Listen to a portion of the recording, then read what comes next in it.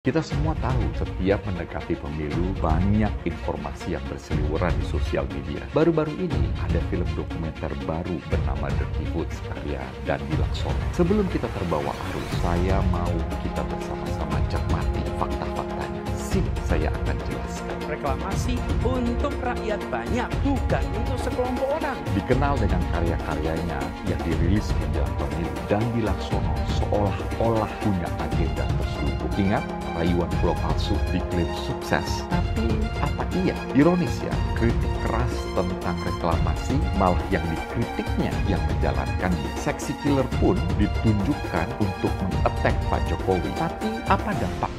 Dandi mencoba riding wave kasus 212 dengan rayuan pulau palsu dan lagi-lagi menyerang Pak Jokowi lewat seksi killer. Tapi bukannya kritik yang membangun, malah opini yang dipaksakan. Dan sekarang Dirty Votes, sebuah film yang kabarnya punya eko opini salah satu paslon. Bukannya dokumenter, ini lebih mirip kampanye terselubung ya kelihatannya. Bukti menunjukkan jelas elemen film ini mulai dari krunya hingga sutradaranya terang-terangan mendukung berlaga sebagai aktivis yang ingin berbicara tentang negara, padahal mereka mendukung paslon tertentu. Ini bukan pendidikan, melainkan propaganda terang-terangan untuk menjelekkan nama presiden kita. Berhati-hatilah dengan yang mengklaim sebagai aktivis, namun sejatinya pendukung capres lain. Saudara-saudara sekalian, bapak-bapak, ibu-ibu, adik-adik, emak-emak, anak-anakku yang kucintai dan kusayangi, saudara-saudara sekalian, saya bersama Saudara Gibran Rakabuming Raka dan seluruh koalisi Indonesia Maju menyampaikan penghargaan yang setinggi-tingginya atas pengorbanan saudara-saudara, kehadiran saudara-saudara pada siang hari ini.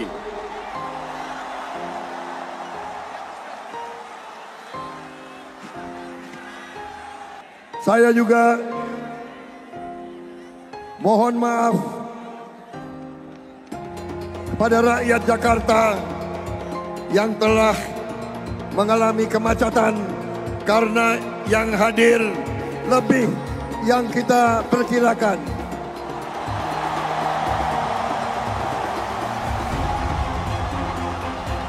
Kita perkirakan yang datang 200.000, tapi laporannya mendekati 600.000 yang hadir, saudara-saudara sekalian.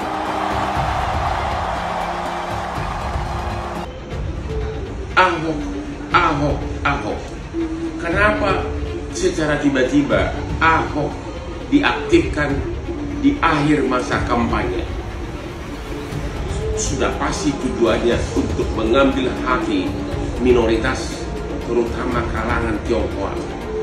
Karena untuk mayoritas tidak mungkin mereka memakai Ahok karena dia divonis pengadilan gara-gara mulutnya yang menyakiti hati sebagian mayoritas, golongan mayoritas. Nasihat saya kepada para pengusaha, para etnis Tionghoa yang hidup dalam dunia bisnis, kalian butuh tokoh pimpinan, kalian butuh tokoh politik, tokoh penyelenggara negara yang damai, yang tidak menimbulkan kontroversi, yang tidak tuduh sana sini. Jangan terulang lagi nanti seperti dulu, demo terhadap oknum tersebut karena dia tidak bisa menjaga mulutnya. Ya, bisnis kalian membutuhkan pimpinan yang silent tapi bekerja, bukan cuap-cuap dulu sana sini. Itu tidak bagus bagi bisnis kalian. Dia ngotot mau pilih 02. Kamu mesti mengampunin Pak Prabowo. Saya udah ampunin, kau saya nggak ngampunin orang nggak sesehat ini. Gibran nggak bisa kerja nanti kalau kamu pilih dia. Pak Jokowi pun nggak bisa kerja. Kau bilang gitu loh. Maksud gua tuh apa? Gibran ini wakil, bos. Dalam struktur partai negara ini, wakil itu cuma ban serep. Nggak usah ribut, ban serep. Titik. Terus Pak Jokowi bisa kerja. Emangnya Pak Jokowi kalau nggak jadi presiden lagi, Pak Prabowo mau yang kerja Pak Jokowi? Emangnya joki, presiden itu joki? Ya nggak bisa kerja lah. Masa joki? Iya dong. Semua nyerang gua. Gua sih demen. Iya dong, kalau saya nggak ada mempengaruhi lu punya urusan, biarin aja anjing menggonggong kafilah berlalu. Saya yakin yang bisa meneruskan program Pak Jokowi, karena dasar Pak Jokowi kan nawacita kan, Trisakti kan. Ya Pak Ganjar kader terbaik. Saya pun mau jadi presiden dong saya. Saya mengatakan Pak Jokowi orang yang sangat-sangat bekerja keras untuk rakyat Indonesia. Luar biasa. Saudara-saudara sekalian, tidak ada capeknya, tidak ada istirahatnya. Kalau ada yang mengatakan beliau tidak bisa bekerja, itu orangnya saya kira ya otaknya perlu diperiksa itu. Saya tidak ragu-ragu, saya mengatakan kami Prabowo Gibran, Koalisi Indonesia Maju adalah akan melanjutkan semua programnya Pak Jokowi. Jangankan ibu, adik perempuan saya pun tidak mau pilih Ganjar. Dia mau pilih Prabowo. Ya, saya jelaskan sama adik perempuan saya, alasan apa tidak mau pilih Ganjar. Pokoknya saya mau Prabowo. Terus mereka bilang, Ibu Megawati saja ngajak Prabowo jadi wakil kok. Kenapa sekarang kamu bilang jangan pilih Prabowo? Persoalan pilih presiden, kita tidak mau pilih orang yang sudah tidak sehat. Kita tidak mau pilih orang yang emosional. Kita tidak mau pilih orang yang tidak terbukti bisa kerja. Nah, ini kan presiden loh. Dan lagi pula kita khawatir kalau tiba-tiba Gibran yang naik. Sekarang saya mau tanya, di mana ada bukti Gibran bisa kerja selama wali kota? Terus ibu kira Pak Jokowi juga bisa kerja? Nah, makanya kita bisa berdebat itu. Saya lebih tahu, makanya saya nggak enak ngomong depan umum. Tapi kalau ibu mau pilih Pak Prabowo pun itu hak ibu. Tapi saya mau sampaikan juga, tidak fair kalau kita pilih presiden bukan berdasarkan kemampuan kerja. Dia melanjutkan Jokowi apa yang dicita-citakan Soekarno, memindahkan ibu kota. Aduh ibu, pindah ibu kota Soekarno maunya Kalimantan Tengah bu. Sekarang ibu tahu nggak pindah Kalimantan Timur? Bagi tanah orang yang dikuasai orang banyak 2 juta, 3 juta per meter. Setiap jengkal tanah mau dibangun bayar orang. Orang itu siapa? Geng-geng semua. Makanya ibu, kalau kita bilang mau pindah ibu kota, saya udah usul. Kenapa nggak Kalimantan Tengah seperti usulnya Bung Karno? Tanahnya nggak usah beli. Kalau Pak Jokowi yang terpilih, apa dia nggak penjarain gua? Oh nggak mungkin, Pak Jokowi kan orang baik. Nggak mungkin penjarain kamu. Sekarang ngaku teman aja lu dibiarin masuk penjara kok. Saya salah apa bu? Saya mau tanya. Salah apa pasalnya? 1 Pulau Seribu nggak ada ngaduin saya. Kenapa saya masih masuk? Karena tekanan orang. Yang disoroti terhadap Gibran dari kedua pasangan lainnya adalah soal etika, ya lagi-lagi etika, soal Gibran yang dianggap tidak sopan, ya. Jadi orang-orang ini lupa apa yang sudah mereka katakan, apa yang mereka sudah lakukan pada debat sebelumnya. Mas Anies nggak layak bicara soal Mas Gibran tidak punya adab, tidak punya etika ketika debat kemarin, karena Mas Anies juga melakukan hal yang kira-kira jauh lebih parah daripada itu. Kenapa kalian marah-marah terhadap apa yang dilakukan oleh Gibran kemarin? Gibran hadir memberikan kaca sama kalian. Anak sekecil itu berkelahi dengan Mahfud. Yang dulu-dulu Pak Prabowo diajar 2 orang, tidak ada yang ngomong etika. Sekarang yang tua baper sama anak kecil. Cie. Yang lain kelihatannya suhu, ternyata cupu. Mas Gibran kelihatannya cupu, ternyata suhu. Coba tadi sore saya ketemu Mas Gibran di Kendal. Gak apa-apa, Gus, saya dihina. Gak apa-apa. Dulu Bung Karno mengatakan, berikan kepadaku 10 pemuda akan aku guncang dunia. Sekarang baru 1 pemuda dari Solo sudah terguncang. Nyatanya, dari debat pertama hingga saat ini, survei Pak Prabowo dan Mas Gibran konsisten naik dan hari ini berada di angka 48,5%. Artinya apa? Artinya publik, masyarakat merasa puas, merasa senang, dan merasa bahwa pilihan yang terbaik untuk melanjutkan pembangunan Pak Jokowi ke depan itu namanya Pak Prabowo dan Mas Gibran. Food estate yang dikatakan gagal. Ini ada misinformasi yang terus-menerus dihembuskan oleh salah satunya pihak 01. Tolonglah kalau tidak punya data yang pasti, janganlah memperkeruh begitu. Jadi jangan memberikan informasi yang salah, karena informasi yang salah yang dilepaskan dengan sengaja adalah fitnah. Saya tidak akan pernah bosan-bosan membahas hilirisasi. Dengan hilirisasi kita akan keluar dari middle income trap. Dengan hilirisasi kita akan meningkatkan nilai tambah di dalam negeri. Dengan hilirisasi kita akan membuka lapangan pekerjaan seluas-luasnya. Semua masalah ini adalah tantangan zaman now. Membutuhkan solusi zaman now. Terima kasih Prof. Mahfud, Gus Muhaimin. Semoga debat malam ini memberikan gambaran tentang kemana arah bangsa ini akan melangkah. Sekali lagi, tantangan zaman now membutuhkan solusi zaman now. Tentunya anak-anak zaman now perlu lebih banyak lagi dilibatkan.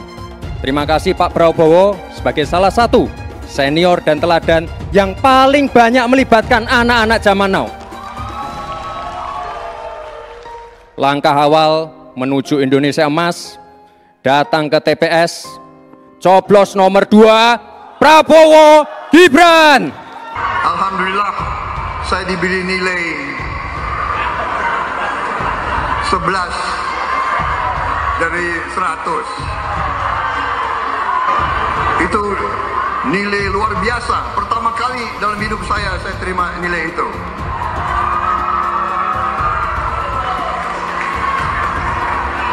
Dari orang yang saya beri kebaikan.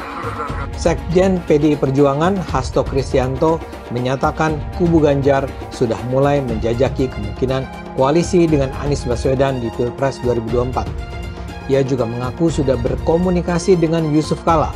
Kalau gitu, mungkin nggak kubu Ganjar bersatu dengan kubu Anies untuk mengalahkan Prabowo? Ya tentu saja mungkin. Saat ini suara Prabowo memang jauh di atas kedua lawannya. Tapi kalau pemilu berlangsung 2 putaran, selalu terbuka kemungkinan keduanya bersatu untuk menyingkirkan Prabowo. Tapi masalahnya, ini juga bukan pekerjaan yang mudah. Demi kekuasaan, para ketua umum dan pimpinan mungkin saja memutuskan bersatu, dan komposisi capres-cawapres akan ditentukan perolehan suara di putaran pertama. Tapi, keputusan elit ini sangat bisa dibongkar oleh penolakan di level akar rumput. Kaum elit partai bahkan bisa dituduh sebagai pengkhianat. Hubungan pemilih PDIP dengan pemilih PKS atau dengan kubu 212, Rizik, FPI, bukanlah sesuatu yang bersifat harmonis untuk jangka waktu yang lama. Bahkan di dalamnya ada muatan kebencian. Kalau Pak Prabowo, Menteri Pertahanan, rate-nya 11 dari 100, itu kalau berarti kan antara dari 1,1/10 ya. Kecil sekali loh itu Pak. Kira-kira nih, berapa rate seorang menteri yang dipecat? Yang disampaikan oleh Mas Anies, sebagian besar yang disampaikan oleh Pak Ganjar itu kebohongan, itu fitnah. Saya lanjut ke Pak Anies dan ini paling banyak bohongnya, ya, paling banyak bohongnya. Ini bengis sekali ini pernyataan, bengis dan jahat, hanya untuk tujuan menjatuhkan Pak Prabowo, kemudian menggunakan data palsu dan bohong. Dan publik itu sudah mendengarkan pernyataan bohong itu. Dan sebagian publik itu sudah mengkonsumsi pernyataan bohong itu. Dan itu berbahaya. Itu pernyataan bohong yang luar biasa. Kinerja Kementerian Pertahanan. Pertanyaannya sekarang terkait dengan pertahanan, berapa skor yang Bapak berikan atas kinerja Kementerian Pertahanan yang dipimpin oleh Bapak Prabowo? Silakan Pak Ganjar. 5 juta. skornya justru di bawah 5, Mas Ganjar. Kalau 5 itu ketinggian, Pak Ganjar. Terima kasih, Pak Ganjar. Anies gak usah takut. Disebut aja angkanya berapa gitu loh. Kayak saya gitu loh. Jangan di bawah 5, sebut aja berapa. 11, Mas. Dari 100. Jangan hutang itu digunakan untuk kegiatan yang non-produktif. Misalnya, hutang dipakai untuk membeli alutsista bekas oleh Kementerian Pertahanan. Itu bukan sesuatu yang tepat. Justru kita harus sebaliknya yang kita kerjakan. Pak Anies, saya kira Pak Anies perlu belajar ekonomi lagi, ya kan? Karena beberapa hari yang lalu calon wakil presiden Bapak menyampaikan negara kita tidak dalam keadaan perang, sehingga untuk apa kita harus beli alat-alat perang. Tapi hari ini Bapak mengatakan Bapak setuju. Ya, sekali lagi data-data yang Bapak pegang adalah keliru, dan juga Pak Ganjar tadi juga banyak kelirunya. Saya sangat transparan, dan semua partai yang mengusung Bapak, Profesor Anies, mendukung APBN, berarti mendukung program saya, termasuk PDIP. Ini bukan soal pribadi, ini soal negara, ini soal policy. Penjelasannya ya di tempat ini, bukan di ruang-ruang tertutup yang tidak diketahui oleh publik. Justru kalau Bapak ketahui datanya salah, tunjukkan di tempat ini, sehingga publik bisa mengetahui, bukan dalam pertemuan-pertemuan lain yang tidak jelas. Pak Anies, saya tidak bicara tertutup, saya bicara di Dewan Perwakilan Rakyat, di mana semua partai yang mengusung Bapak hadir dan menyetujui yang saya ajukan. Sesudah keputusan MK, dan kemudian di MK dibentuk MK yang hasilnya mengatakan bahwa terjadi pelanggaran etika berat yang menyebabkan keputusan yang dibuat oleh MK secara etika bermasalah. Sesudah Bapak mendengar bahwa ternyata pencalonan persyaratannya bermasalah secara etika, pertanyaan saya, apa perasaan Bapak ketika mendengar bahwa ada pelanggaran etika di situ? Bagaimana perasaan Mas Prabowo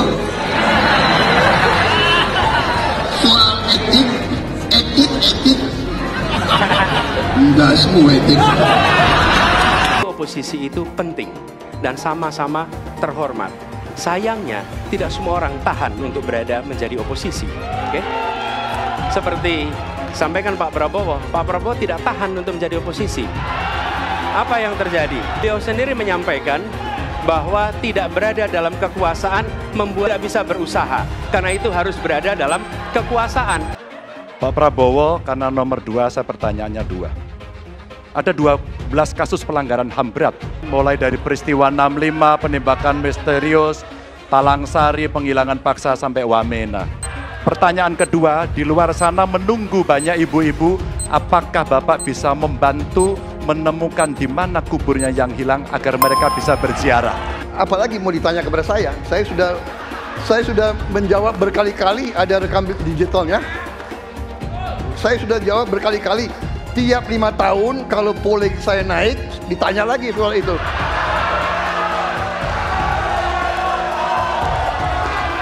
Ya, membela saya, saudara sekalian.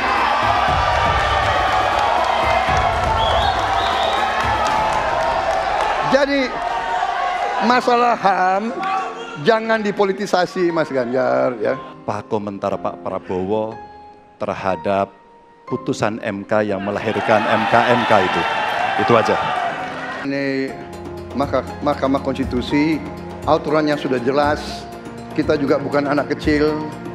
Rakyat kita juga pandai, rakyat kita lihat, rakyat kita tahu. Mas Ganjar, kita tahulah ya bagaimana prosesnya, ya. Yang intervensi siapa? Ya kan? Yang intervensi siapa? Tapi intinya adalah kita tegakkan konstitusi, kita tegakkan undang-undang, kita perbaiki yang kurang sempurna, dan kita patuh kepada komitmen undang-undang itu sendiri. Kelihatannya setelah ini jatahnya Pak Prabowo. Calon yang saya pilih, saya katakan di sini ya, saya yang pilih. Saya yang minta, saya yang memilih.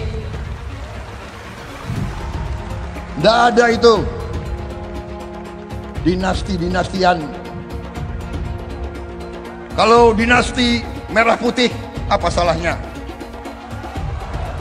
Kalau dinasti patriotik, apa salahnya?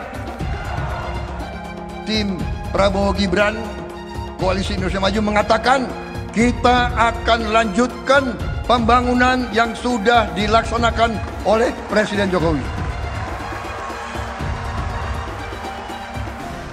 Kita tidak ragu-ragu mengatakan IKN akan kita lanjutkan. BPJS kita lanjutkan. Kartu Prakerja kita lanjutkan. Kartu Indonesia Pintar kita lanjutkan. Hilirisasi kita harus lanjutkan dan akan kita sempurnakan, akan kita tingkatkan, saudara-saudara, karena hilirisasi adalah masa depan bangsa Indonesia. Sebelum saya dipanggil Yang Maha Kuasa, saya ingin melihat bangsa Indonesia menjadi bangsa yang makmur. Saya tidak mau lihat ada kakek-kakek umur 70 tahun masih menarik becak untuk cari sesuap nasi. Saya ingin memberi yang terbaik untuk rakyat saya yang saya cintai.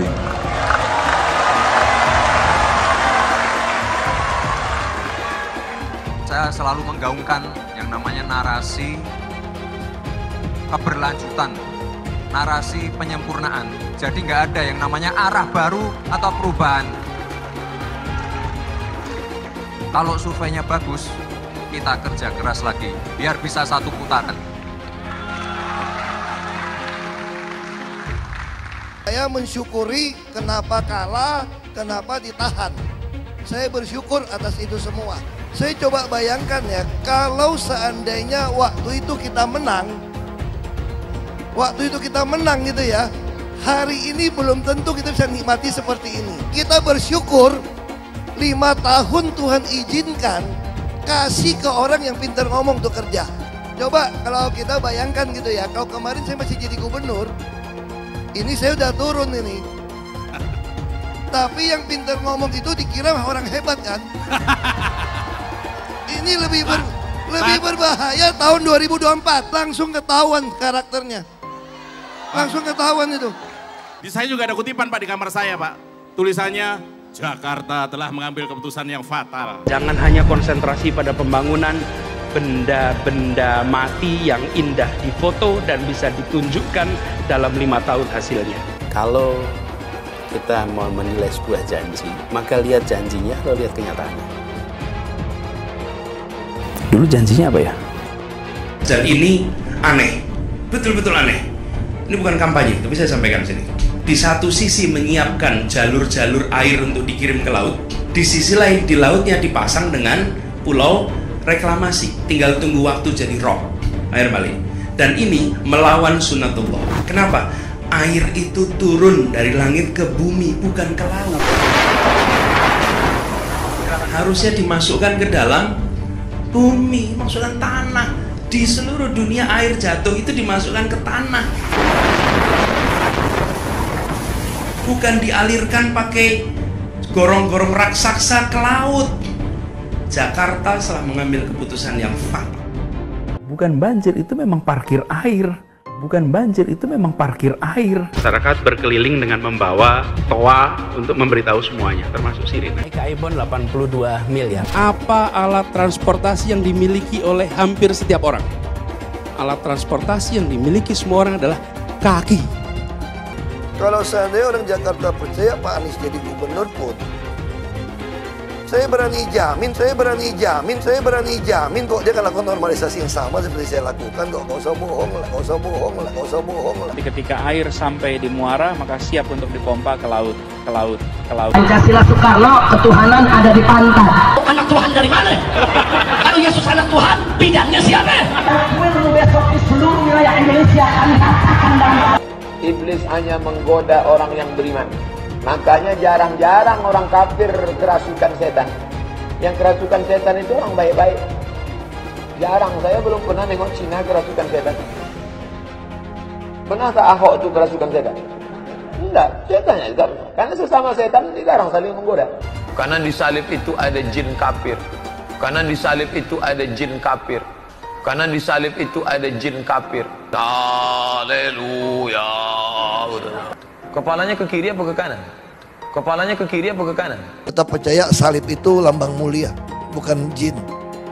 Kok ketawa? Aku nggak nyindir siapa-siapa loh. Saya nggak pernah mundur untuk kebenaran, keadilan, kejujuran, dan peri kemanusiaan. Gue nggak pernah mundur. Dan gue nggak pernah takut juga sama lu. Siapapun yang rasis, gue akan hadapin. Karena rasis itu tidak berperi kemanusiaan. Sama saya ditanya dulu kan, kamu nyesel nggak statement kamu di Pulau Seribu sehingga masih masuk penjara? Tidak pernah nyesel. Karena saya mengatakan kebenaran. Relawan Anies yang mayoritas mengasuh khilafah, seperti kadrun FPI dan HTI, ingin melengsarkan Pak Jokowi.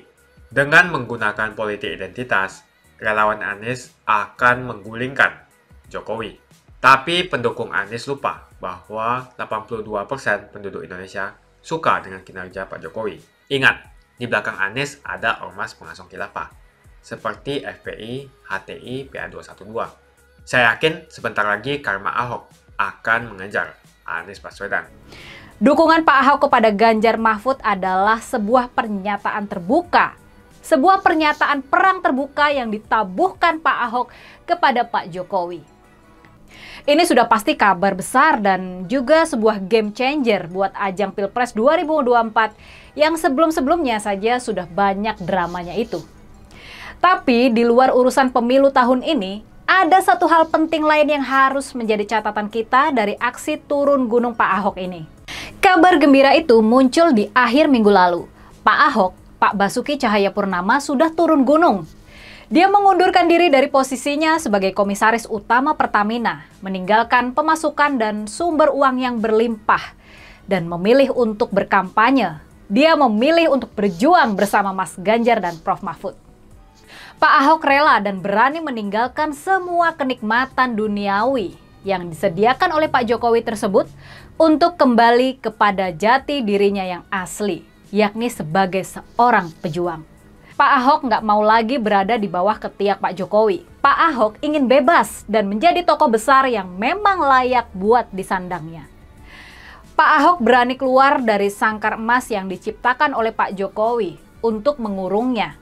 Sangkar emas komisaris utama Pertamina dengan remunerasi yang berlimpah.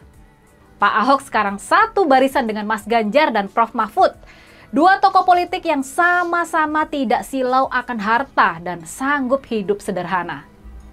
Mereka dan keluarga mereka sanggup hidup sederhana hingga sekarang, setelah puluhan tahun bekerja dan berada di jabatan publik. Dan sekarang Pak Ahok bertemu dengan tokoh-tokoh yang sama-sama bersih, sama-sama nggak bisa diatur, yang sama-sama idealisnya dalam memperjuangkan keadilan, memajukan bangsa dan mensejahterakan rakyat Indonesia. Mas Ganjar, Prof. Mahfud, dan sekarang ditambah dengan Pak Ahok, mereka adalah tokoh-tokoh teladan yang sanggup bilang tidak kepada oligarki. Mas Ganjar, Prof. Mahfud, dan Pak Ahok adalah tokoh-tokoh yang bukan petugas oligarki. Mereka bukan boneka oligarki para konglomerat yang menguasai sepertiga perekonomian Indonesia.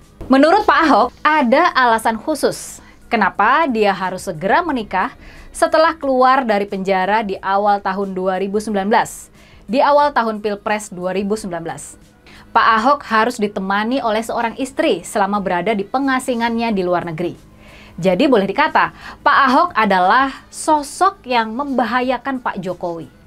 Rupanya nih, Pak Ahok diminta untuk pergi ke luar negeri selama berbulan-bulan, selama proses Pilpres tahun 2019. Sosok Pak Ahok dianggap membahayakan elektabilitas Presiden Jokowi. Makanya supaya tidak menimbulkan kontroversi, Pak Ahok diminta untuk berbulan-bulan berada di luar Indonesia. Dan makanya karena itulah, karena ibunya nggak bisa menemani Pak Ahok di luar negeri dalam kurun waktu berbulan-bulan, maka dia harus segera menikah. Makanya Pak Jokowi perlu membuatkan sangkar emas buat Pak Ahok, supaya Pak Ahok nggak masuk lagi ke arena politik nasional dan membuat gaduh. Sangkar emas PT Pertamina itulah yang sekarang ditinggalkan oleh Pak Ahok untuk merebut kembali jati dirinya sebagai manusia yang bebas. Setelah Pak Jokowi memenangkan Pilpres di tahun 2019, sangkar emas untuk mengurung Pak Ahok tersebut adalah jabatan sebagai komisaris utama PT Pertamina, BUMN terkaya di negara kita. Akibat tekanan massa di tahun 2017, Pak Ahok akhirnya dijebloskan ke penjara dengan tuduhan telah menista agama.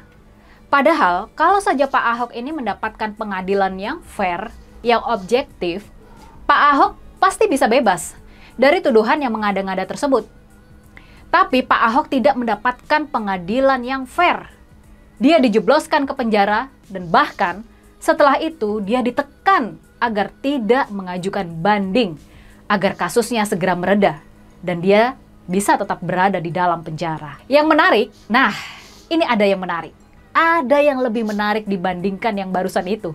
Tampaknya dalam meredam efek Ahok yang berbahaya, Pak Jokowi tampaknya tidak cuma menyediakan kurungan emas. Tapi tampaknya dari kisah-kisah yang sekarang mulai muncul, tampaknya Pak Jokowi juga pernah memasukkan Pak Ahok ke dalam kurungan yang sebenarnya. Memasukkannya ke dalam penjara. Supaya Pak Jokowi dan kroni-kroninya bisa tetap berkuasa selama 5 tahun lagi. Pak Ahok sudah dikorbankan oleh Pak Jokowi. Pak Ahok sudah dikorbankan oleh kroni-kroni dari Pak Jokowi. Nah, makanya lepasnya Pak Ahok dari sangkar emasnya di PT Pertamina sudah pasti membuat Pak Jokowi dan para anak buahnya kalang kabut. Sebab mulai terkuaklah semua kebenaran di seputar tahun 2017 tersebut, di sekitar peristiwa pemenjaraan Ahok. Untuk kepentingan elektoral Pak Jokowi menjelang Pilpres di tahun 2019, Pak Ahok harus dikorbankan, dimasukkan ke dalam kesunyian penjara. Memang sungguh tidak mungkin Pak Ahok dimasukkan ke penjara tanpa restu dari Presiden Jokowi. Sungguh tidak mungkin kalau Pak Ahok dimasukkan ke penjara kalau bukan untuk menyelamatkan elektabilitas dari Pak Jokowi. Buat yang belum menyadarinya, lepasnya Pak Ahok dari sangkar emas Pak Jokowi benar-benar sebuah peristiwa besar. Sebuah peristiwa bersejarah. Sebuah kisah drama yang tiada duanya. Sebab ini adalah peristiwa bebasnya Pak Ahok dari cengkeraman Pak Jokowi yang sangat berkuasa itu. Pak Jokowi mulai nggak bisa mengendalikan permainan lagi. Sementara itu, sosok Ibu Megawati, sosok ketua umum partai yang terus dihantam dan didiskreditkan oleh kubu Pak Jokowi, dia malah bisa melenggang santai, berjoget bersama grup band legendaris Slank, dan semakin mendapatkan apresiasi publik. Dulu Pak Jokowi pernah berkata kalau Pilpres 2024 bakal banyak dramanya. Mungkin waktu mengatakan itu, Pak Jokowi masih sangat percaya diri kalau dia ini bakal mengendalikan semua drama tersebut. Tapi ternyata, nyatanya dalam kurun waktu hanya 1 bulan menjelang pemungutan suara 14 Februari 2024, ternyata Pak Jokowi lah yang dibuat terkaget-kaget atas semua drama yang terjadi. Semakin dekat Pilpres, relawan Anies semakin beringas dan Anies semakin galau. Dengan menggunakan politik identitas, relawan Anies akan menggulingkan Jokowi.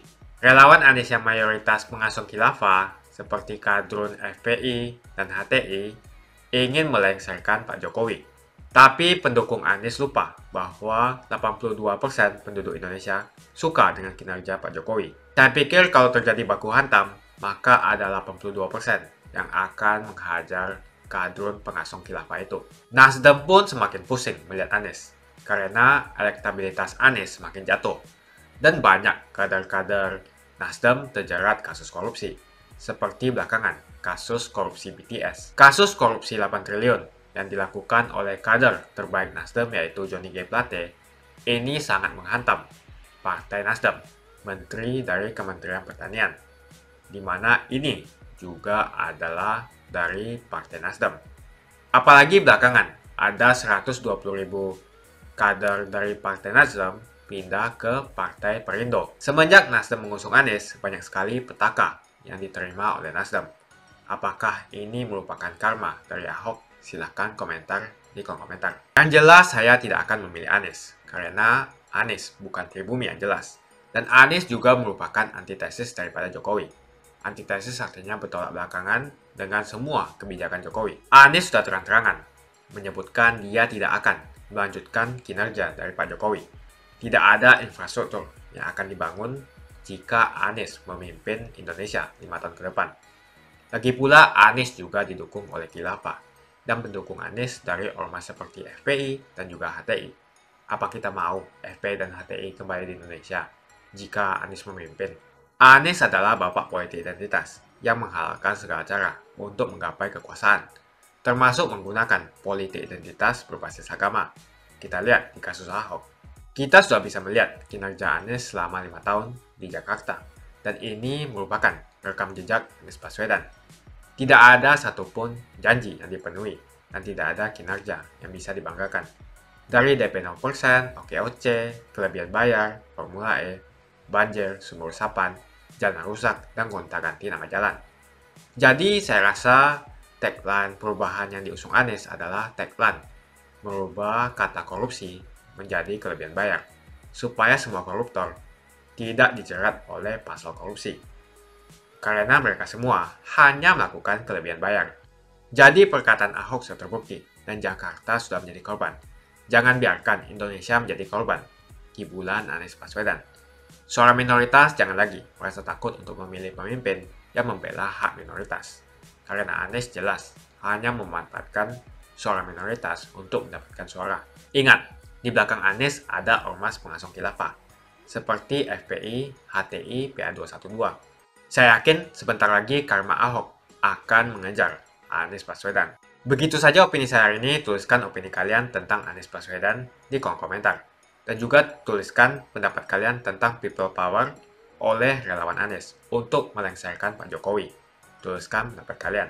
Jika kalian siap untuk melawan people power yang digaungkan oleh relawan Anies, ayo tuliskan lawan people power di kolom komentar. Pastikan Anda semua like video ini dan bagikan video ini ke teman dan family Anda supaya mereka semua mengetahui tentang informasi ini. Tekan tombol subscribe dan bunyikan lonceng notifikasi supaya kamu tidak ketinggalan